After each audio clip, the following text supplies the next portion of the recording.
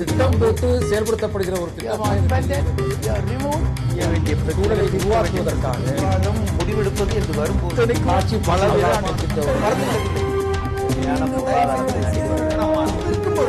எதிர்த்து பேசிட்டு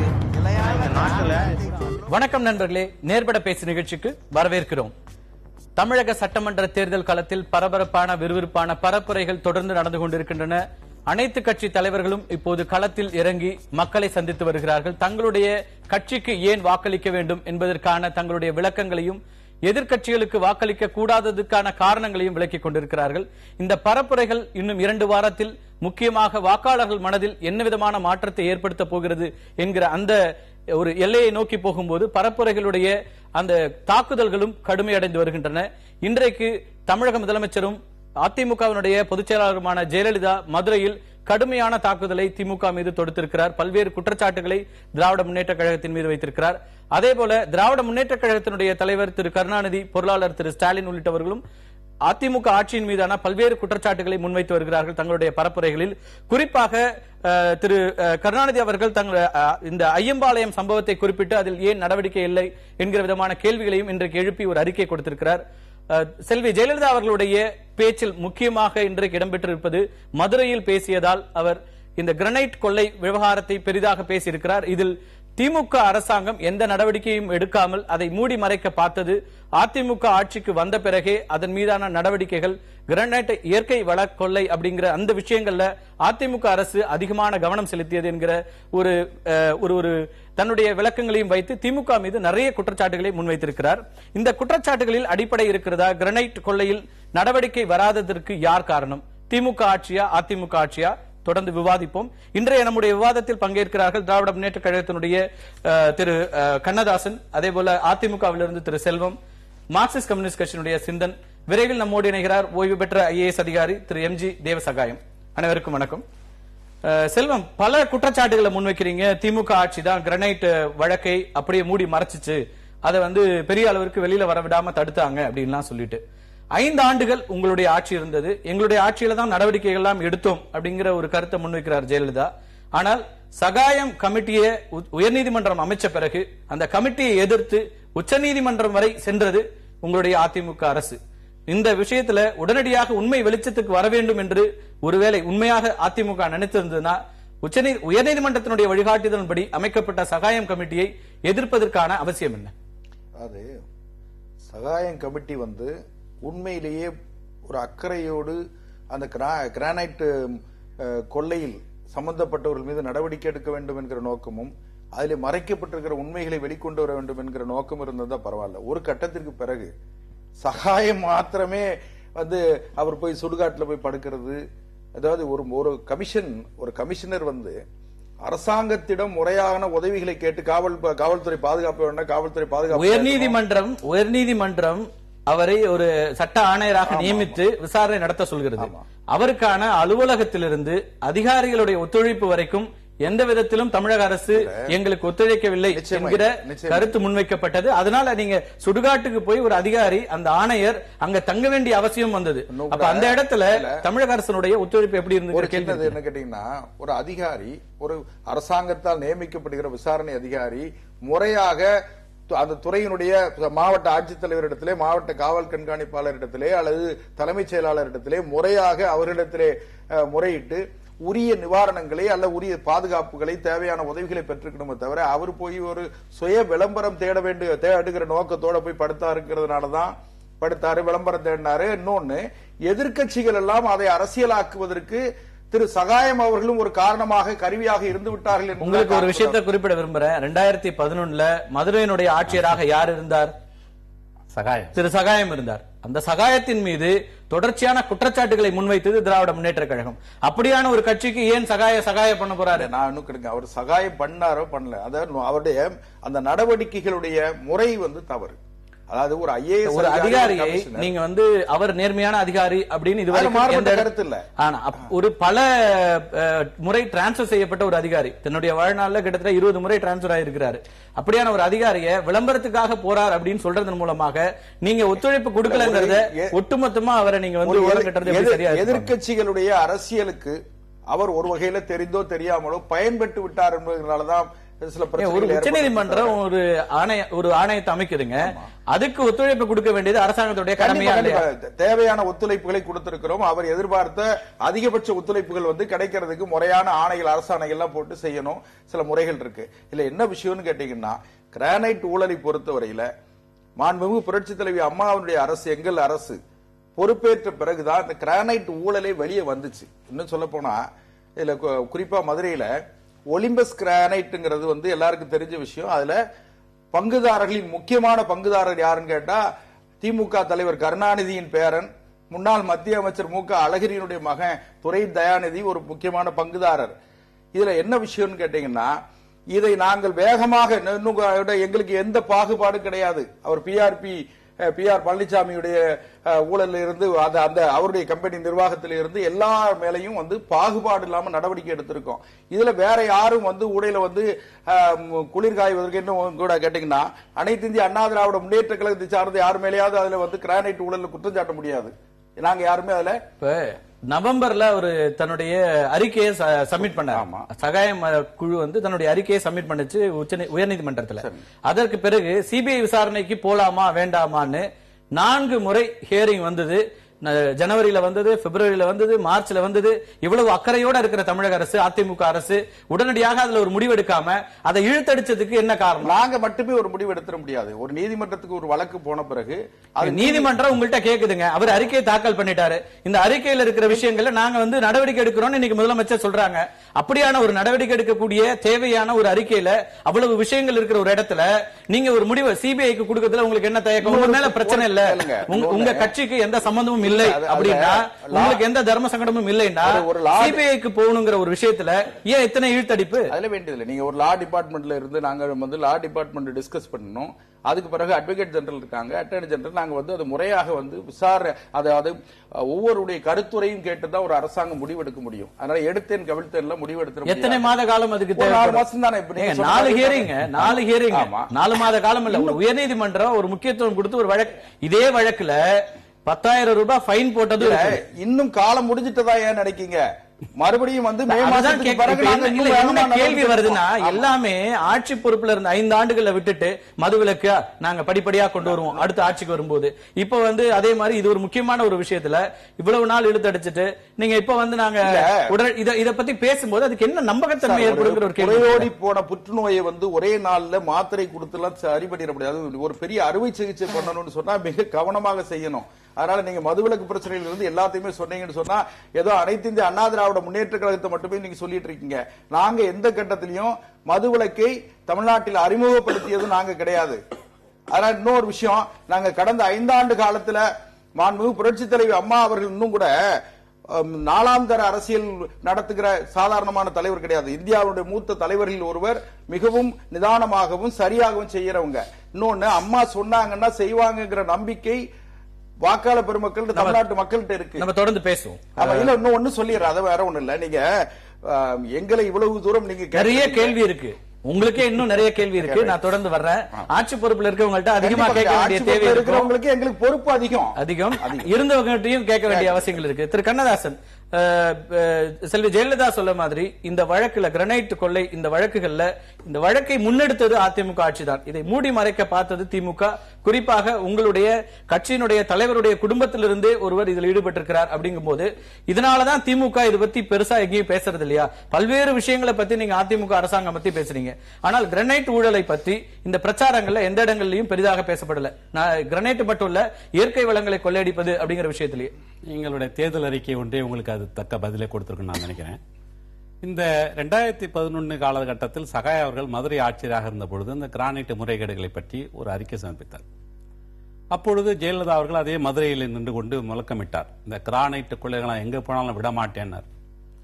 தவறு செயல் யாரா இருந்தா நடவடிக்கை எடுக்கணும். அதுக்காக நாங்க யாரும் சப்போர்ட் பண்ணல. யார் தலைவருடைய குடும்பம் யாரா இருந்தாலும் சரியில்லை, நடவடிக்கை எடுக்க வேண்டியதான். ஆனால் அதே சமயத்தில் இதுல குறிப்பா என்ன நடந்ததுன்னு கேட்டீங்கன்னா, அந்த சகாயமும் அப்பொழுது டிஐஜி கண்ணப்பனும் அதற்கு பின்னால் அன்சுல் மிஸ்ராவும் இவர்கள் எல்லாம் ஏன் அங்கிருந்து உடனடியாக மாற்றப்பட்டார்கள்? இந்த 5 ஆண்டுகளில் போடப்பட்ட வழக்குகளுடைய நிலை என்ன? இப்பொழுது அந்த மேலூர்ல இவர்கள் போட்ட வழக்குகள் எல்லாம் அதே பிஆர்பி கிரானைட்டுக்கு எதிராக டிஸ்சார்ஜ் என்ற அளவில் தள்ளுபடி செய்யப்பட்டதா உங்களுக்கு தெரியாதா? ஏன்னா பேசாதீங்க, அப்புறம் பேசுங்க. பேசல இந்த மாதிரி தலையிட்டீங்கன்னா நீங்க பேச விட மாட்டேன். இது மாதிரி பேசினா தலையிட அப்புறம் பேசுங்க, பதில் பேசுங்க. நீங்க பேசும்போது நான் பேசாம நீங்க அதுக்கு பதில் பேசுங்க. நான் அமைதியா இருந்தாலும் நீங்க பேசும்போது, அதாவது இதுல என்ன நடந்துன்னு கேட்டீங்கன்னா, செப்டம்பர் 15 கிட்டத்தட்ட செப்டம்பர் 11ஆம் தேதி ஜெயலலிதா அவர்கள் ஆட்சியில் இருக்கிறாங்க இங்க. அப்பொழுது சகாயத்தை வந்து சட்ட ஆணையராக நியமிக்கிறது. இவர் சொல்றாரு வந்து அரசாங்கம் ஜியோ போனாலும் தேவையில்லை, இதுக்கு வந்து உயர்நீதிமன்றம் நியமித்த ஒரு ஆணையர், அந்த உயர்நீதிமன்றம் நியமித்த ஆணையருக்கு வழிகாட்டும்படி பாதுகாப்பு கொடுக்கணும். ஆனால் அதை எதிர்த்து செப்டம்பர் அதே ஒரு 2ஆம் நாள்ல அங்க போறாங்க மேல்முறையீட்டு உச்சநீதிமன்றத்துக்கு. உச்சநீதிமன்றம் செப்டம்பர் 18ஆம் தேதியே என்ன சொல்றாங்க, நீங்க கீழ் நீதிமன்றத்தில் போய் பாத்துங்கன்னு சொல்றாங்க. வரவே இல்லை. அதுக்குள்ள ஆட்சி போகுது, மாறுது, திரும்ப வந்து நீதிமன்றம் அணுகப்படுகிறது. அப்பொழுது கேட்கிறாங்க ஏன் இன்னொரு ஆணை பிறப்பிக்கல என்ற பொழுது 10,000 ரூபாய் அபராதம் தலைமைச் செயலாளருக்கு போட்டாங்க. என்ன தெரியுங்களா பதில் சொன்னார் அவரு? ஏற்கனவே விசாரணை முடிந்து விட்டது, விசாரணையே தேவையில்லைன்னு சொன்னாரு. அப்ப நீதிமன்றத்தில் கேட்டாங்க, விசாரணை முடிந்து விட்டது என்றால் அந்த அறிக்கை எப்பொழுது அரசுக்கு சமர்ப்பித்தீர்கள், சட்டப்பேரவையில் தாக்கல் செய்தீர்களா, இதெல்லாம் கேட்டாங்க. பதில் சொல்ல முடியலன்னா 10,000 ரூபாய் காஸ்ட் போட்டாங்க. இதற்கு திரும்ப உச்சநீதிமன்றம் போனாங்க. உச்சநீதிமன்றம் தள்ளுபடி பண்ணிட்டாங்க. ஆக அதற்கு பிறகு என்ன நடந்தது? இவர் சொல்றாரு அவருக்கு அறை கூட கொடுக்கப்படவில்லை. திமுக சுடுகாட்டில் படுக்க வச்ச. நீங்க வந்து இன்னைக்கு லோக் ஆயுக்தா சட்டத்தை பத்தி பேசுறீங்க, ஊழலை எதிர்ப்போம் அப்படின்றீங்க. திமுக ஆட்சியில இது மேல எந்த நடவடிக்கையும் எடுக்கப்படல. ஒரு குடும்ப உறுப்பினர் இருந்ததுனால அந்த தடை இருந்தது. தவறான செய்தி. அது எடுக்கப்பட்டுதான் நிச்சயமாக யாராக இருந்தாலும் நடவடிக்கை எடுக்கப்பட்டிருக்கும், அதுல மாற்று கருத்து கிடையாது.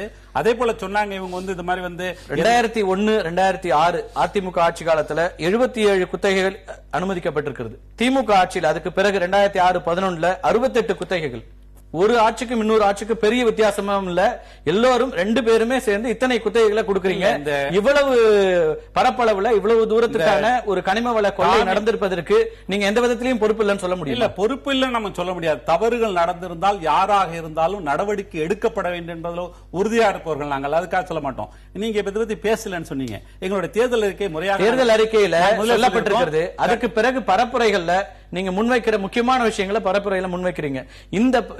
இந்த பாயிண்ட் எங்கயாவது வருதா அப்படிங்கிற கேள்வி. சகாயம் அவர்கள் இந்த அரசால் எப்படி நடத்தப்பட்டார் எப்படின்றத பத்தி எல்லாம் நாங்க வந்து மிக தெளிவா சொல்லியிருக்கோம். அதுலயும் நாங்க இந்த கனிம வள கொள்ளைக்காரர்களை காப்பாற்றுவதற்காக இந்த அரசு எப்படி எல்லாம் செயல்பட்டதெல்லாம் நாங்க கண்டிச்சிருக்கிறோம். ஆக எங்களுடைய அந்த கண்டனம் என்பது அது ஒட்டுமொத்தமா அதுல அரங்கிடுது. ஆக இதுல பொறுத்த வரைக்கும் அவரை நீங்க சொல்றாங்க ஏதோ அவங்களுக்கு வந்து பாதுகாப்பு கொடுக்கணும், அட்டா ஏஜி கைது, அதெல்லாம் தேவையே கிடையாது. உயர்நீதிமன்றம் உத்தரவிடுகிறது. அவருக்கு ஒரு இரவுல வந்து ஒரு பாதுகாப்பு இல்ல சொல்றாரு, சுடுகாட்டுல விளம்பரத்துக்காக எடுத்துங்க, அது தவறு கிடையாது, விளம்பரமாவே நீங்க சொல்லுங்க. ஆனால் அந்த மீது எடுக்கப்பட்ட நடவடிக்கை என்ன? அவர் அறிக்கை சமர்ப்பித்து இத்தனை காலம் ஆகிறது. இப்ப போய் தேர்தலுக்காக இந்த மாதிரி ஒரு பரப்புரையா மேற்கொள்கிறார் தவிர அவர் வந்து உண்மையிலேயே அதற்கான காரணத்தில் இல்லை. நம்ம பேசலாம் தொடர்ந்து. திரு தேவசகாயம், இந்த பிரச்சனையை நீங்க ஆரம்பத்திலிருந்தே பார்த்துட்டீங்க, ஒரு சமூக ஆர்வலராகவும் கூட. இதுல இன்னைக்கு முதலமைச்சர் வந்து சொல்றாங்க திமுக தான் இதை மூடி மறைக்க பார்த்தது, நாங்க வந்து இதுல யாரெல்லாம் ஈடுபட்டு இருக்காங்களோ அவங்களை வெளிச்சத்துக்கு கொண்டு வருவதற்கும் ஆணையத்தினுடைய அந்த அறிக்கைகள்ல சொல்லப்பட்டிருக்கிற விஷயங்கள்ல நடவடிக்கையும் நாங்க எடுத்துட்டு இருக்கோம் அப்படின்னு முன்வைக்கிறாங்க. இதை எப்படி பாக்குறீங்க நீங்க? என்ன பொறுத்தமட்டில் தமிழ்நாடு அரசாங்கம் இந்த இயற்கை வளங்களை பாதுகாப்பதில் மிகவும் தவறிவிட்டது. ஆரம்பத்திலிருந்தே இவங்க கொள்ளையில தான் கண்ணா இருக்காங்களே தவிர அதை பாதுகாத்து அதுல இருந்து நல்ல வருமானம் ஈட்டி மக்களுக்காக சேவை செய்யணும் ஐடியாவே இல்லை. அதாவது ஒரு தவறான கருத்து மக்கள் மத்தியில் பரப்பப்படுகின்றது. தமிழ்நாட்டில் கனிம வளங்கள் இல்லை, இயற்கை வளங்கள் இல்லை, அதனால எங்களுக்கு வருமானத்துக்கு வழி இல்லை, அதனால சாராயம் விற்கணும், சாராயத்தை விற்கிறாங்க. சாராயம் விற்று தான் நாங்கள் நலத்திட்டங்கள் கொண்டு வர முடியும். இது பல வருடங்களாக நடந்துகிட்டு இருக்கு. நான் குறிப்பா என்ன சொல்லுவேன்னா, எனக்கு சொந்த இடம் வந்து கன்னியாகுமரி டிஸ்ட்ரிக்ட். அந்த தூத்துக்குடி, திருநெல்வேலி, கன்னியாகுமரி மாவட்டங்களில் அந்த தாது மணல் கொள்ளை என்கிறது வந்து 20-30 வருஷமா இருந்துகிட்டு இருக்கு. என்ன இந்த ஆள் என்ன பண்றாருன்னா, குத்தைக்கு எடுத்துறாரு, 2-3 ஏக்கர் எப்படி எடுத்துறாரு, எடுத்து கம்ப்யூட்டர் ஃபென்சிங் போட்டுறாரு. ஃபென்சிங் போட்டு செக்யூரிட்டி போட்டுறாரு. செக்யூரிட்டி போட்டு யாரும் உள்ள போக முடியாது. இது நடந்தது கன்னியாகுமரி வட்டக்கோட்டை இருந்து எடுத்து பக்கத்தில் நானே பார்த்திருக்கேன். என்னையே உள்ள போக கூடாதுன்னு சொல்லிட்டானுங்க. ஒரு 10 வருஷத்துக்கு மேல இருக்கும். அதாவது முழுக்க அரசாங்கத்துக்கு தெரிந்து கொள்ளையடிக்கப்படுகின்றது. இதுவரை எத்தனை லட்சம் கோடின்னு சொல்ல முடியாது. ஏன்னா ஒரு எஸ்டிமேட்டை யாருமே பண்ணல. ஒன்னு வந்து வெறும் மணல் அப்படியே போயிட்டு இருக்கு. அதை வேல்யூ ஆட் பண்ணி வேலை வாய்ப்புகள் உருவாக்கவில்லை அரசாங்கம். அது பல வருடங்கள் நடந்துகிட்டு இருக்கு. நான் ஏடிஎம்கே டிஎம்கே பேச விரும்பல. அதே மாதிரி கிரானைட் கொள்ளை, அதுல சகாயம் பண்ணது உங்களுக்கு தெரியும். அது முடிச்சு மணல் கொள்ளை. அதுக்கப்புறம் வந்துட்டு அந்த தூத்துக்குடி கலெக்டர் மிஸ்ரா வந்து ஒரு என்கொயரி ரிப்போர்ட் ஆர்டர் பண்ணார். அவரை மாத்திக்கிட்டு அப்புறம் ஒரு கமிஷன் போட்டாங்க, ககன்தீப் சிங் பேடி. அவர் ரிப்போர்ட் கொடுத்து 3 வருஷம் ஆச்சுது. அந்த ரிப்போர்ட் எங்க போச்சுன்னே தெரியல. சீக்கிரட்டா மறைச்சு வச்சுட்டாங்க. ஒரு ரிப்போர்ட் வரும்போது ஒரு கமிஷன் போய் ரிப்போர்ட் பண்ணா அது வெளியே அடுத்த நாள் வெளியே கொண்டு வரணும். மக்களுக்கு தெரியணும் அரசாங்கம் யாருக்காக இருக்கு, மக்களுக்காக இருக்கு. அதே மாதிரி கிரானைட்ல சகாய என்கொயரி பண்ணி 16,500 கோடி ரூபாய் லாஸ் ஒரு டென்டேட்டிவ் ரிப்போர்ட் கொடுத்தாரு. ஒரு வாரத்திலே அவரை தூக்கிட்டாங்க. அதுக்கப்புறம் வந்து மிஸ்ராவா ஏதோ அவரு மிஸ்ரா அவரு வந்து 16,500 கோடியை 18,000 ஆக்குறாரு. அவருக்கு ரிப்போர்ட் உடனே தூக்கிட்டாங்க. அப்புறம் வந்து கமிஷன் போட்டாங்க, எல்லாரும் தெரிஞ்சது. போட்டு சகாயம் வந்து நவம்பர்ல ரிப்போர்ட் கொடுத்தாரு. அதான் இந்த இடத்துல தான் அந்த ரிப்போர்ட்ல கிளியரா சொல்லிருக்கு approximate loss about 1 lakh crore approximate tentative வேலை. ஏன்னா அவங்க கெப்பாசிட்டி எஸ்டிமேட் பண்றதுக்கு ஒரு சகாயம் குழு என்ன பண்ண முடியும், ஒரு சப்போர்ட் கிடையாது. கவர்மெண்ட் சப்போர்ட் கொடுக்கல, ஏதோ ஹைகோர்ட் ஆர்டர் போடுறதுனால கொடுத்தாங்க. அவர் அரசாங்கத்தை மதிக்காம ஒரு சுய விளம்பரத்துல இருந்தாரு, அரசோட ஒத்துழைக்கல அப்படின்னு. விளம்பரத்துக்கு அரசாங்கம் எதுக்கு இருக்கு? எவனுக்கு அரசாங்கம்? யாருக்கு சொந்த அரசாங்கம்? என்ன மாதிரி பேச்சுக்கள் பேசுறீங்க நீங்க? ஏதோ வேலை வந்து கூச்ச மாதிரி பேசுறீங்க. மக்களுக்காக அரசாங்கம், மக்கள் உருவாக்கிய அரசாங்கம், மக்களுக்கு பதில் வந்து ஒரு IAS officer, government officer sir. அவர்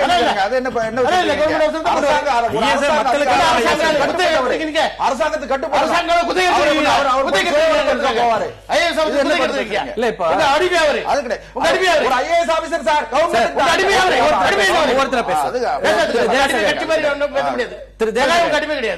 திரு தேவசகாய் 6 மாசம் ஆகுது. அந்த ரிப்போர்ட் இப்ப யாருக்குமே என்னன்னு தெரியாது, சீக்கிரட்டா வச்சிட்டு இருக்காங்க.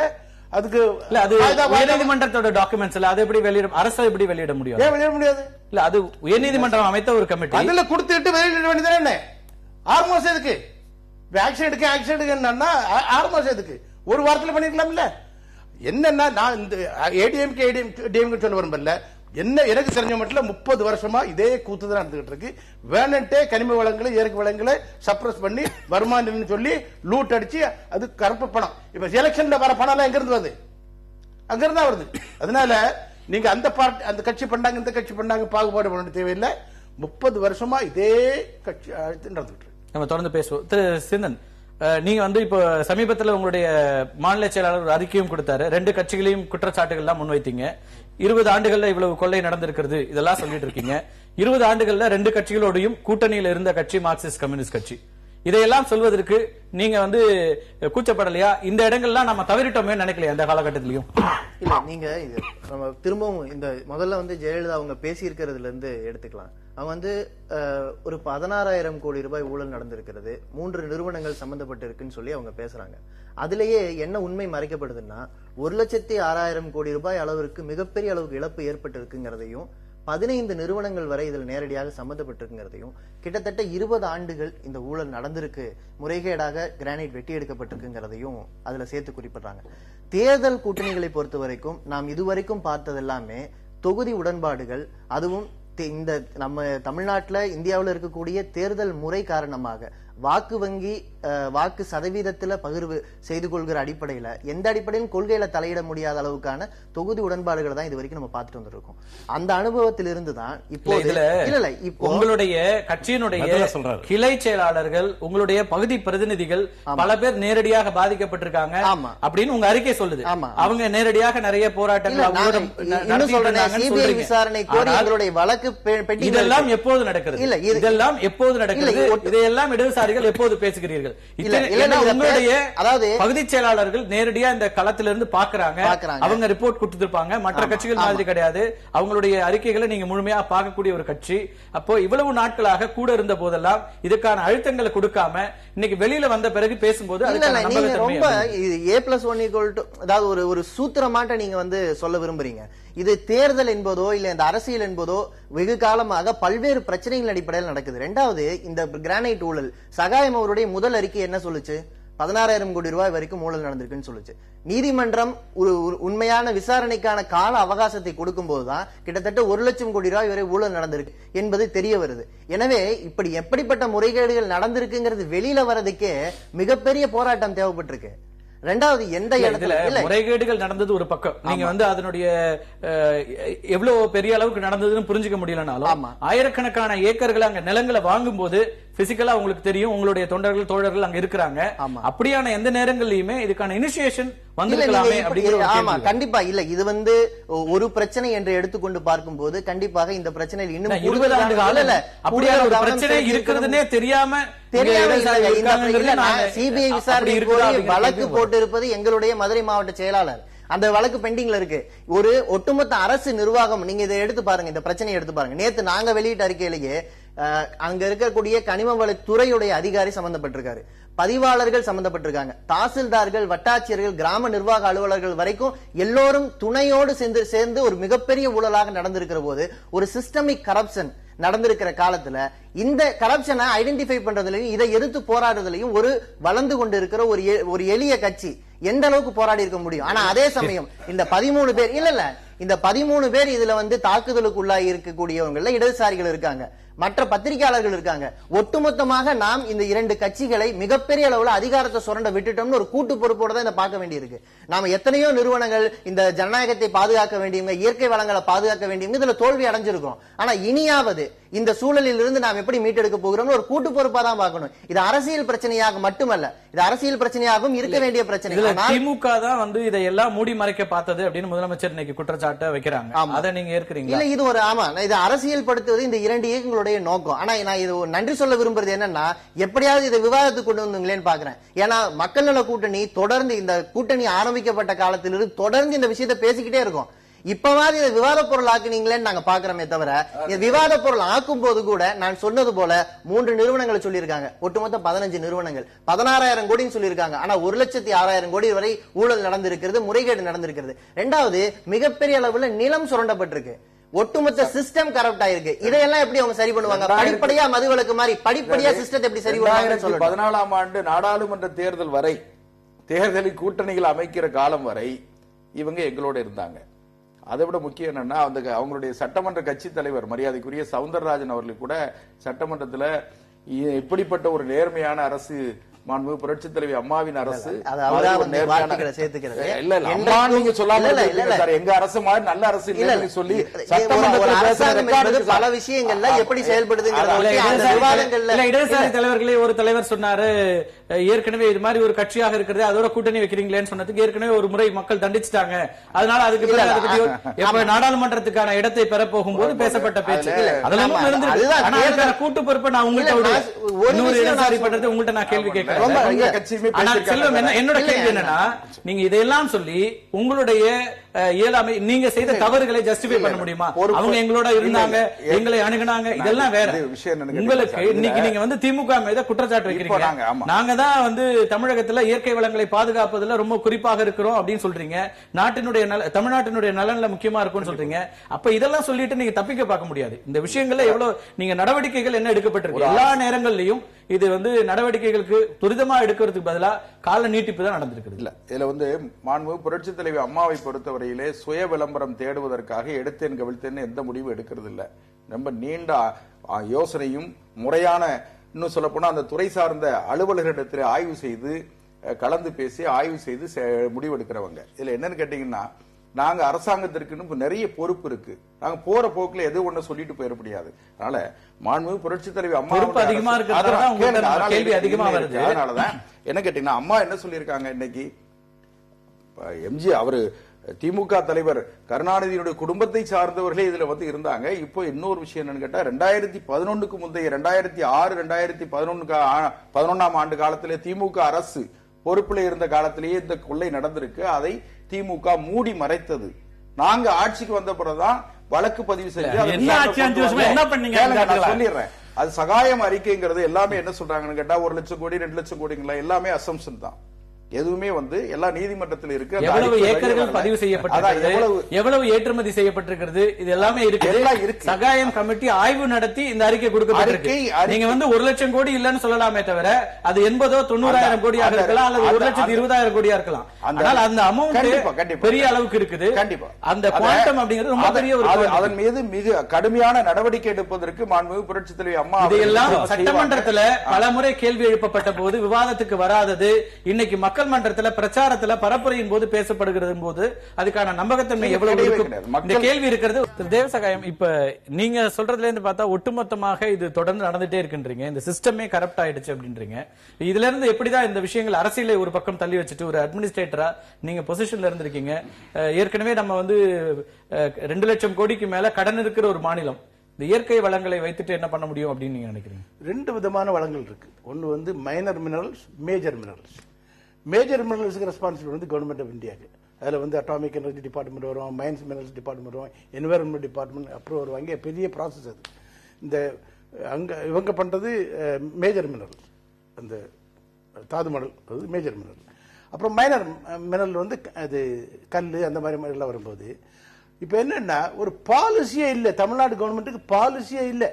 என்ன பண்ணியிருக்காங்கன்னா கலெக்டருக்கு அந்த உரிமத்தை கொடுத்துட்டாங்க. கலெக்டர் வந்து அவருக்கு ஒரு சிஸ்டம் கிடையாது, ஒன்றும் கிடையாது, ஒரு கைட்லைன்ஸ் கிடையாது, ஒன்றும் கிடையாது. அப்ளிகேஷன் வருது, ஆர்பிட்ரா அது தகசீல்தார் வந்து ரிப்போர்ட் வருது, ரிப்போர்ட் வந்து கொடுத்துட்றாங்க. 2 ஏக்கர் வாங்கிட்டு 20 ஏக்கர்ல நடந்துகிட்டு இருக்கு. அதே மாதிரி கவர்மெண்ட் ஆஃப் இந்தியாவிலையும் இதுல ஊழல் பரவி இருக்கு, மேல இருந்து கீழே வர ஊழல். இப்ப என்னன்னா ஒரு இந்த வளங்களை வந்து அரசியல்வாதிகள் மட்டுமே இதை பண்ணிட முடியாது, அதிகாரிகள் 100% அதிகாரிகள். அதுல ஒரு அதிகாரி வந்து 5 வருஷமா அதே பதில உட்கார்ந்துட்டு இருக்காரு. பேர் சொல்ல விரும்பல. கலெக்டர் மாறி மாறி தூக்கி அடிச்சுட்டாங்க. இந்த அதிகாரி அப்படியே உட்காந்து, இந்த அப்ரூவல் கையெழுத்து போடுற அதிகாரி அப்படியே உட்காந்துருக்காரு. ஐஏஎஸ் அதிகாரி தான். நான் பேர் சொல்ல விரும்பல. இதுல என்ன பண்ணிருக்கேன்னா எந்த கவர்மெண்ட் ஆரம்பத்திலிருந்தே ஒரு கம்ப்ளீட்டா ஒரு சர்வே பண்ணி ஒரு மேப்பிங் பண்ணி ஒரு இன்வென்டரி, அதாவது ஒரு ஒரு ஒரு ஒரு பட்டியல் போட்டு என்னென்ன வளங்கள் இருக்கு, எந்த டிஸ்ட்ரிக்ட்ல என்ன இருக்கு, அதை வச்சு என்ன பண்ணலாம், எப்படி டெவலப் பண்ணலாம். 2 விதமான ரெவென்யூ ஏர்னிங், எம்ப்ளாய்மெண்ட் ஜெனரேஷன் அப்படி பண்ணி அதை செயல்படுத்தணும். தமிழ்நாடு அரசு அது பண்ணது மாதிரி தெரியல. எனக்கு 30 வருஷமா நான் வந்து நாலேஜில் இருக்கு. எனக்கு ஒண்ணுமே பண்ணல. அப்படியே லூஸா விட்டுவிட்டு ஒரு டைமின் ஒரு கார்பரேஷன் உருவாக்குனாங்க. அதுக்கு ஒரு தரையும் இல்ல, வாரும் இல்ல. சகாயம் கமிட்டி அறிக்கையை சமர்ப்பிச்சிருக்காங்க. இதற்கு மேல என்ன பண்ண முடியும்? ஏற்கனவே சில வழக்குகள் இருந்து இதுல தொடர்புடையவர்கள் விடுதலை ஆகிட்டு இருக்காங்க கீழ்கோர்ட்டுல. ஒரு கவர்மெண்ட்னா, ஒரு சரியான நடக்கிற ஒரு கவர்மெண்ட்னா சகாயம் கமிட்டி சிச்சுவேஷனே வந்துடக்கூடாது. அது தமிழ்நாடு கவர்மெண்ட்டுக்கு அது ஒரு பெரிய இடிவு. அது ஏன்னா இதெல்லாம் எக்ஸிகியூட்டிவ் மேட்டர்ஸ், ஜுடிஷியரிக்கு இது போயிருக்க வேண்டிய தேவையில்லை. அதாவது மக்களால் தேர்ந்தெடுக்கப்பட்ட அரசாங்கம் மக்களுக்காக இந்த வளங்களை பயன்படுத்தணும். அது executive matter, political matter. Chief minister பண்ணக்கூடிய காரியம் அது. ஹைகோர்ட் இருந்து ஏன் ஆர்டர் வாங்கணும்? இது இவங்க பண்ணாதனால, பல தவறுகள் நடந்ததுனால ஹைகோர்ட்டுக்கு போறாங்க. ஹைகோர்ட்ல போய் ஆர்டர் போடுறாங்க, ஒரு கமிஷன் போடுங்க, ஐஏஎஸ் ஆஃபீஸர். ஆனால் இவங்க முதலமைச்சர் சொல்ற மாதிரி வழக்குகளை போட்டது இங்க அதிமுக ஆட்சி வந்த பிறகுதானே அதுக்கான வழக்குகள் போட்டது கவர்மெண்ட்டுக்கு வேலை கிடையாது. கைது நடவடிக்கை இதெல்லாம் பாதுகாக்கிறதுங்க. அது வந்து டிலேட் ஆக்ஷன், அது அண்டர் பிரஷர். ஹைகோர்ட் பப்ளிக் தெரிய வந்துருச்சு, போட்டுறாங்க. அது எக்ஸ்கியூஸ் கிடையாது. ஒரு சரியான கவர்மெண்ட், ஒரு கவர்மெண்ட் மாத்திரம் சொல்லல, நான் 30 வருஷமா பேசிக்கிட்டு இருக்கேன். 30 வருஷமா இவங்கள மாறி மாறி வந்துட்டு இருக்காங்க. இந்த மாதிரி இவங்க பண்ண ஹைகோர்ட்டு போக வேண்டிய சிச்சுவேஷன்ல, அதே மாதிரி பேடி மேட்டரும் ஹைகோர்ட்டு போக வேண்டியது. இப்ப எல்லாமே ஹைகோர்ட்ல தான் முடிவு எடுத்துக்கிட்டு இருக்கு. ஹைகோர்ட்ல போய் முடிவு எடுத்து ஹைகோர்ட் கமிஷன் போட்டு ஹைகோர்ட் ரிப்போர்ட் வரணுமானா கவர்மெண்ட் எதுக்கு? கவர்மெண்டே மக்கள் இதுக்காக எலெக்ஷன் போட்டு எலெக்ட் பண்றாங்க. சோ என்ன பொறுத்த மட்டும் கடந்த 30 வருஷமா டெபினட்டா சொல்றேன்.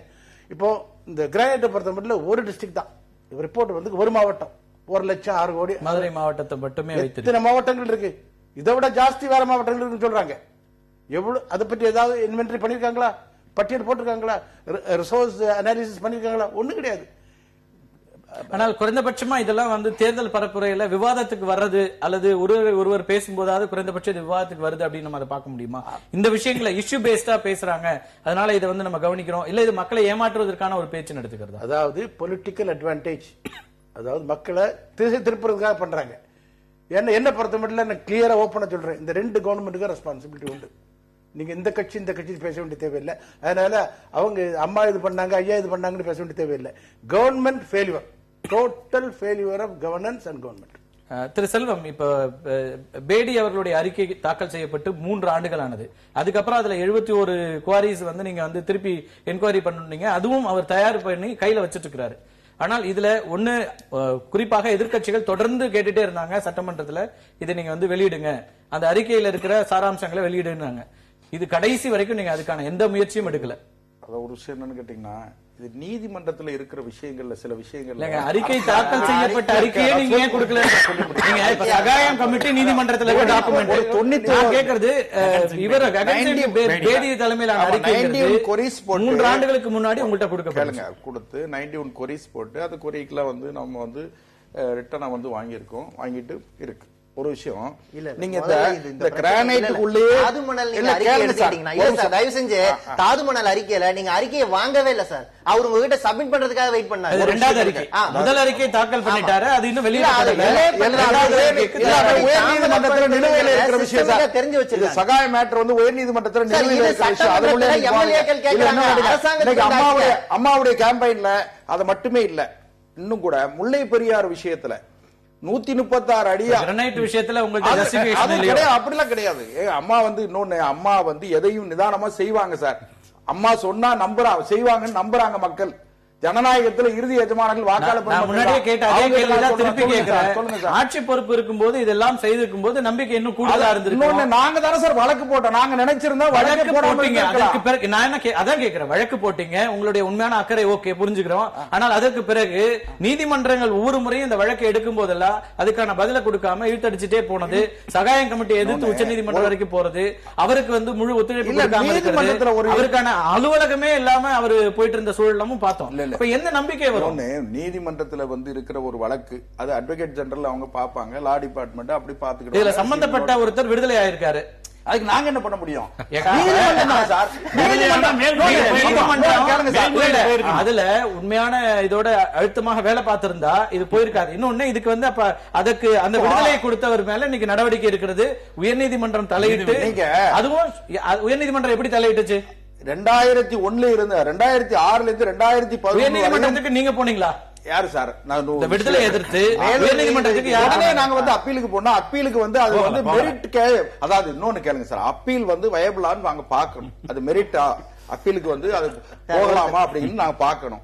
அதனால இன்னொரு விஷயம், எதுக்கு எடுத்தாலும் இங்க எங்களுக்கு பொறுப்பு அதிகம் இருக்குங்கிறதுனால எங்க மேலேயே சொல்லாதீங்க. இந்த விவாதத்தை உருவாக்கியவர் முதலமைச்சர், அதுல இருக்கிற கேள்விகள் என்ன விஷயம்னா, நாங்க தானே சார் எங்க வழக்கு போட்டதே மறைக்கப்பட்டு மூடி கிடந்த ஒரு விஷயத்தை வெளியே கொண்டு வந்தது மாண்புமிகு புரட்சி தலைவி அம்மாவின் அரசு, எங்கள் அரசு. அதனால அதை மட்டும் நீங்க பேசிட்டு ஒரு நிமிஷம் சார், நாங்க நீங்க பேசும்போது கொடுக்க வரல. அதாவது விஷயம் அது மட்டுமே நீங்க இல்ல, 136 அடியா முல்லை பெரியார் அணையில 136 அடியா இருந்தது 142 அடியா உயர்த்துறதுக்கு அம்மா உச்ச நீதிமன்றத்தில் போராடி அது உத்தரவு வாங்கி இன்னைக்கு அமல்படுத்த 2 வருஷமா அமல்படுத்தப்பட்டிருக்கு. அதுல 142 அடியா ஆக்கியிருக்கோங்கிறது சாதாரண விஷயம் இல்ல. ஒரு 5-6 மாவட்டங்கள்ல அங்க குடிநீர் ஆதாரமா இருக்கிறது முல்லை பெரியாறு, விவசாயத்திற்கு ஆதாரமா இருக்கிறது முல்லை பெரியாறு. அதுல மிகப்பெரிய மகத்தான சாதனையை நாங்க செஞ்சிருக்கோம். காவிரி இடைக்கால உத்தரவை ட்ரிபியூனல் ஜட்ஜ்மெண்ட கெசட்ல பப்ளிஷ் பண்ணிருக்கோம். அரசியல் வெளியிடுவதற்கு இன்னொன்னு மத்திய அரசாங்கத்தோட உதவியோட இல்ல, உச்ச நீதிமன்றத்தில் வாதாடி மாண்புமிகு புரட்சி தலைவி அம்மா தான் அந்த உத்தரவு வாங்கி பப்ளிஷ் ஆயிருக்கு. அதனால நான் என்ன சொல்றேன்னு கேட்டீங்கன்னா, அம்மாவை விட தமிழ்நாட்டு நலன் மீது அக்கறை உள்ளவர்கள் பெருசாலாம் சொல்லிட முடியாது. இன்னும் கூட ஒண்ணு கேளுங்க, எந்த விஷயமா இருந்தாலும் சரி நம்ம பேசலாம். அவர்கிட்ட பேசிட்டு வர கண்ணதாசன், இப்ப முல்லை பெரியார் விஷயமும் இன்னைக்கு முக்கியமா பேசிருக்காங்க முதலமைச்சர். அதுல அவங்க குறிப்பிட்டது 2006 தேர்தல் திமுக இந்த முல்லை பெரியாறு இதுக்காக நாங்க உச்சநீதிமன்ற அனுமதியை அந்த உத்தரவை உடனடியாக அமல்படுத்துறதுக்கு நடவடிக்கை எடுப்போம் நீங்க. ஆனால் அதன் பிறகு ஆட்சிக்கு வந்து மத்தியிலையும் கூட்டாட்சியில இருந்தீங்க, கூட்டணியில இருந்தீங்க, ஆனால் எந்த நடவடிக்கையும் எடுக்கல, நான் தான் எடுத்திருக்கேங்கிற ஒரு ஆர்குமெண்ட் அவங்க வைக்கிறாங்க. 1978 முன்பாக திராவிட முன்னேற்ற ஆட்சியில் 152 அடி உயரமாக இருந்த முல்லை பெரியாறு அணை 1979 ஆண்டு மத்திய நீர்வளக்குழு தலைவர் டாக்டர் KC தாமஸனுடைய பரிந்துரையின் பேரில் எம்ஜிஆரால் 136 அடியாக குறைக்கப்பட்டது வரலாறு. நிறைய வரலாறு இருக்கு. ஆனால் 27/2/2006 ஆண்டு உச்சநீதிமன்றம் தீர்ப்பளித்தது. உடனடியாக கேரளா சட்டசபை கூடி அதற்காக ஒரு பாதுகாப்பு சட்டம் கொண்டு வந்தது. அங்க நாங்க அணைய கட்டலான்னு அந்த வழக்கு நீதிமன்றங்கள்ல 3 ஆண்டுகளுக்கு மேல் நடைபெற்றுக் கொண்டிருந்தது. இந்த சூழல்ல தான் 5 பேர் கொண்ட குழு போட்டு அந்த நீதி பாதுகாப்பாக இருக்கிறதா இல்லையா என்று பல்வேறு சட்ட பிரச்சனைகள் சென்று கொண்ட காலத்துல திராவிட முன்னேற்ற ஆட்சி இழந்தது 2011 இவங்க இருக்கிறாங்க. இவங்க எல்லாம் எதுக்கெடுத்தாலும் கொண்டாடுறாங்களே, எங்க அம்மா அப்படின்னு சொல்றாங்களே, சொல்லிங்க தவறு இல்லை. ஆனா அதே சமயத்தில் தமிழகத்துக்கு என்ன செய்தார்கள்? இப்பொழுது திரும்ப திரும்ப ஒரே பொய்யை சொல்லிக் கொண்டிருப்பது தேர்தல்கள்ல வேற எதுவுமே குறிப்பிடுறது முதலமைச்சரே சொல்றது திரும்ப திரும்ப என்ன சொல்றாங்க, நீங்க நதிநீர் விஷயங்கள்ல அது காவிரி ஆகட்டும் அல்லது முல்லைப்பெரியார் ஆகட்டும் இதுல எல்லாம் உச்சநீதிமன்றம் வரைக்கும் சென்று தமிழகத்தின் உரிமையை நான் தான் நிலைநாட்டினாங்க. இவங்க உச்சநீதிமன்றம் திராவிட முன்னேற்ற அண்டை மாநிலங்களுடன் நட்புறவு வைத்து எப்பொழுதுமே பிரச்சனை இல்லாமல் தீர்த்து வச்சிருக்கோம். பல்வேறு நதிநீர் பிரச்சனைகள் நாங்க கருமை நம்பியார் எவ்வளவு திட்டங்களை கொண்டு வந்திருக்கிறோம். ஆனால் இந்த திட்டங்கள்லாம் நிறைவேற்றப்பட்டதா இல்ல. அதே மாதிரி காவிரி தாயின்னு சொல்றாங்க. ஏன் இந்த காவிரியில தண்ணியே வரலன்றதுக்கு பதில் சொல்ல வரல. வெள்ளம் வந்தால்தான் நதிகள்ல தண்ணீர் வர்ற அளவுக்கு ஆகி போன சூழ்நிலையில இவங்க நீர்ப்பாசனத்துல அதுவும் திராவிட முன்னேற்ற தன்னுடைய மேனிபெஸ்டோல தனியாக நீர்ப்பாசனத்துக்கு என்று ஒரு துறை உருவாக்கப்படும் நாங்க சொல்லியிருக்கிறோம். ஏன்னா இப்படிப்பட்ட வெள்ள பிரச்சனைகள் ஆகட்டும் நீர் பிரச்சனை ஆகட்டும் இவற்றை தீர்க்க முடியும் என்ற ஒரு விஷயம் செய்ய முடியும். உங்களை மாதிரி திட்டமிட்டு பொய்களை சொல்லி மட்டும் தேர்தல் அறிக்கை கூட இல்லாமலே கட்சி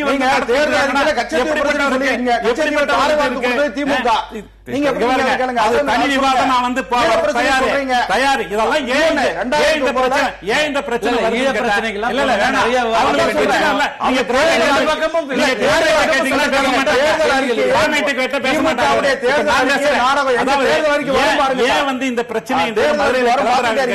திட்டமிட்டு ஐயம்பாளையத்தில் அதிமுகவை சேர்ந்த அன்புநாதன் வீட்டுல 4 கோடி ரூபாய் பணம் கைப்பற்றப்பட்டது.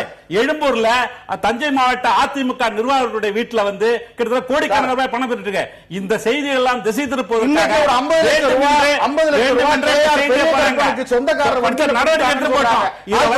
இது பத்திரிகையில் வருதுன்னு தெரிஞ்ச பிறகுதான் இப்படி கோடிக்கணக்கில் தான் பேசுறீங்க.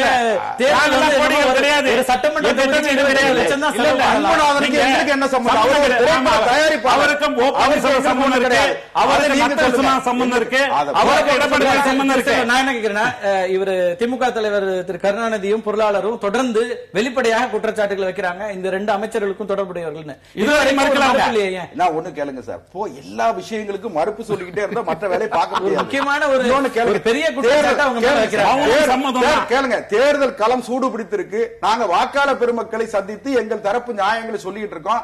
அம்மா பேசினாங்கன்னா நம்புறாங்க. ஏன்னா 20 கிலோ அரிசி தருவோம்னு சொன்னாங்க, அம்மா கொடுத்திருக்காங்க. லேப்டாப் தருவோம்னு சொன்னாங்க, கொடுத்திருக்காங்க. அம்மா எதெல்லாம் சொன்னாங்களோ அந்த சொன்னது அத்தனையும் நடந்துகிட்டு இருக்கு. தாலிக்கு தங்கம் இல்ல சார், தாலிக்கு தங்கம் தருவோம்னு சொன்னாங்க, கொடுத்திருக்காங்க. திருமண உதவி தொகை தருவோம்னு சொன்னாங்க, கொடுத்திருக்காங்க. நீங்க தானே சார் காரணம். சாராய கடை திறந்து விட்டது. இதை நம்ம தொடர்ந்து பேசலாம் சிந்தன்.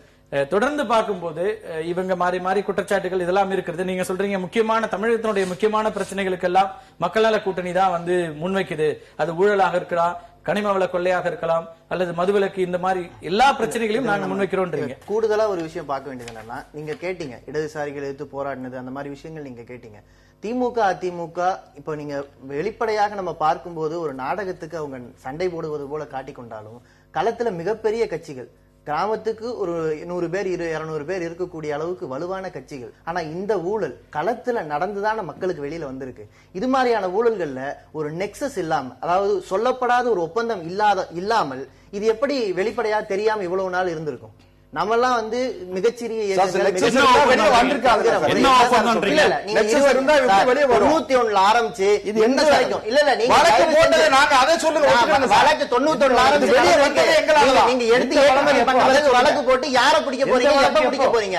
இது இல்ல சார். 2வது, தாமதப்படுத்துவதற்கான எல்லா விதமான நெளிவு சுழிவுகளையும் தெரிஞ்சவங்களா இருக்காங்க. அதனால அதிகாரத்திலிருந்து அகற்ற வேண்டிய தேவை இருக்குங்கிறத வலியுறுத்தி சொல்றதுக்காக இதை சொல்றேன். 2வது, மக்கள் நல கூட்டணியை பொறுத்த வரைக்கும் எங்கள் கட்சிகளுக்குள்ள பல்வேறு விதமான எந்த பதிலையும் 2 தலைவர்களுமே கொடுக்க மாட்டேங்கிறாங்க. தப்பில்ல, நீங்க பல குற்றச்சாட்டுகளை முன்வைக்கிறீங்க. உங்களுடைய குற்றச்சாட்டுகளுக்கும் பதில் இல்ல. நீங்க களத்துல இருக்கீங்களா இல்லையாங்கிற மாதிரியே இல்லாத ஒரு துணியிலேயே பரப்புரைகள் போகுது. இல்ல, அது அந்த சைலண்ட் அவங்க குற்றச்சாட்டெல்லாம் சாதி பத்தி பேச, சாதி பிரச்சனைனால கலப்பி விடுறாங்க. இன்றைய இளைஞர்கள் சாதாரணமா திருமணம் செஞ்சுக்க முடியல சார். ஆனா மிகப்பெரிய இயக்கங்கள்னு சொல்றீங்க. இது மாதிரியான ஒரு ஆணவ கொலை பிரச்சனையில ஒரு சட்டம் வேணும்னு உங்களால வலியுறுத்த முடியல. ஆனா பெருசா இது நாங்க சாதி பிரச்சனையை நாங்க எழுப்புறோம்னு சொல்றீங்க. சாதிங்கிறது சான்றிதழ்ல இருந்ததுன்னு சாதி வெறியர்கள் சொல்லுவாங்க. அந்த குரல் நீங்க பிரதிபலிச்சிட்டு இருக்கீங்க. நான் இந்த நாட்டினுடைய அவர் குறிப்பிட்டது திரு வைகோ அவர்கள் அவரை மாதிரியே பேச ஆரம்பிச்சிட்டாங்க தோழர்கள் கூட. இல்ல சாதி பேச ஆரம்பிச்சிட்டாங்க தோழர்கள் கூட. பிரச்சனை இருக்கிறது என்பதை நாங்கள் திரும்ப திரும்ப பேசிக்கிட்டு இருக்கோம். இதுக்கு குறைந்தபட்ச தீர்வு. இரண்டாவது, அரசியலை தாண்டி கவனிக்க வேண்டிய விஷயம் ஆணவ கொலைன்னு சொல்றோம். ஆனா அதை பற்றி அப்பெல்லாம் வாய திறக்காம மிக தாமதமாக ஒரு பாலிசான அறிக்கையை விட்டுட்டு தேர்தல் அறிக்கையில கூட ஆணவ கொலை என்கிற பிரச்சனை தமிழகத்துல இருக்குதா? நான் ஆணவ கொலைங்கிற ஒரு பிரச்சனையை சொல்லுங்க. சாதி புறையோடி கிடக்கிறது தமிழகத்துல. பலவிதமான பிரச்சனைகள் இருக்கு. நீங்க தலித் மக்களுக்காக ஒதுக்கப்படுகிற நிதி செலவிடப்படாம பல ஆண்டுகளாக திரும்பி போயிருக்கு. இந்த கட்சி எதிர்கட்சியா இருக்கும் போதாவது எதிர்த்திருக்கா? அதுதான கேள்வி. நீங்க ஆளுங்கட்சியா இருக்கும்போது நீங்க என்ன பண்றீங்கிறது வேற. எதிர்கட்சியாக இருக்கும் போதாவது இந்த பிரச்சனைகளை பேசியிருக்கீங்களா? இந்த கேள்வியை ரெண்டு பெரிய கட்சிகளுடைய தலைவர்களுடைய பரப்புரைகளால உங்களுடைய பரப்புரை அப்படிங்கிறது போதுமான அளவுக்கு மக்களை சென்றடைதா? அது இல்லாம போகுதுங்கிற ஒரு நிலை. நான் தான் சொன்னேன், விவாதம் முழுக்க இவங்களுடைய விவாதத்தை ஆரம்பிக்கும் போதே கிரானைட் பிரச்சனையை பேசினதுக்காகவே நன்றி சொல்றேன்னு சொன்னதுக்கு காரணம் என்னன்னா, மிகப்பெரிய இயக்கங்கள் சைலண்ட் கில்லிங் செய்வாங்க.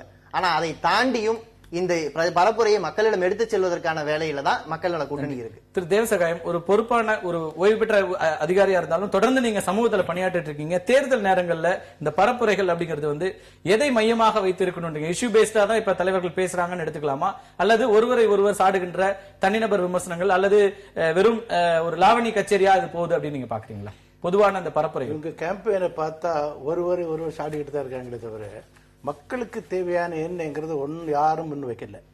இப்ப டிஎம்கே எலெக்ஷன் மேனிபெஸ்டோ கொண்டு வந்திருக்காங்க. முக்கியமான பிரச்சனைகளை கண்டுக்க மாதிரி தெரியல. மக்களுக்கு இன்னைக்கு தேவையான நிறைய பட்டியல் போட்டிருக்காங்க. ஒவ்வொரு துறை சார்ந்த விஷயங்களை எல்லா கட்சிகளும் சில பேஜுக்கு ஒரு பேஜ் ஒதுக்கல. முக்கியமான ஒரு சொல்றேன், இன்னைக்கு மிகவும் பெரிய பிரச்சனை இளைஞர் மத்தியில் உள்ள பிரச்சனை அன்எம்ப்ளாய்மெண்ட், வேலை வாய்ப்பு இல்லை. இன்னைக்கு தான ஃபிகர் அதுக்கு தான் ஒரு திமுக சொல்லிருக்காங்க. கம்ப்ளீட் பண்றேன். இதை எடுத்துட்டு நீங்க சொல்லுங்க, இயற்கை வளங்களை இனிமே நாங்க பிரைவேட் பப்ளிக் பார்ட்னர்ஷிப் சொல்லிருக்கோம். அது பெனாமி டிரான்சாக்ஷன் வருங்க. அதெல்லாம் டீடைல்ல போகும். எல்லாத்துக்கும் குறை சொல்றதுனா அதெல்லாம் டீடைல் போறோம். இல்ல அனுபவத்துல சொல்றேன். அது அது கொஞ்சம் செப்பரேட் ஆர்குமெண்ட். அது டிபேட் வச்சீங்கன்னா நான் பேசுவோம் அதை பற்றி. இது இப்ப என்ன நடந்திருக்குன்னா, இன்னைக்கு என்ஜினியரிங் கிராஜுவேட்ஸ் தமிழ்நாட்டில் 75% வேலை வாய்ப்பு இல்லை. ஏன்னா அன்எம்ப்ளாயபிள். போஸ்ட் கிராஜுவேட்ஸ் 15% மேல அன்எம்ப்ளாயபிள். இப்படி இருக்கும்போது இளைஞர் மத்தியில சென்னையில கூட ஒரு முந்தானத்தில் நடந்த ஒரு சின்ன சர்வேல அன்எம்ப்ளாய்மெண்ட் இஷ்யூ நம்பர் 1. அது யார் அட்ரஸ் பண்ணிருக்க? காரணம் என்னன்னா, என்ஜினியரிங் காலேஜில் தெருவில் போறவங்க இன்ஜினியரிங் காலேஜ் திறந்து ஸ்டாண்டர்டு இந்தியாவிலே மிக குறைவான ஸ்டாண்டர்ட். அதை அட்ரஸே பண்ணல டிஎம்கே மேனிபெஸ்டோ. டைம் இல்ல. இன்னும் பல பல முக்கியமான மக்கள் பிரச்சனைகளை மையப்படுத்தினதாக பரப்புரைகள் இருக்கணும். ஆனா அது அப்படி இல்ல அப்படிங்கிறது இண்டிவிஜுவல். நான் இதை பண்ண அவங்க இது பண்ணா சொல்றாங்களே தவிர ஒரு கன்ஸ்ட்ரக்டிவ் டிபேட் இந்த மாதிரி தெரியல. நன்றி. நேரம் ரொம்ப குறைவா இருக்கு. மீண்டும் ஒரு நிகழ்ச்சியில் சந்திக்கலாம். நன்றி, வணக்கம்.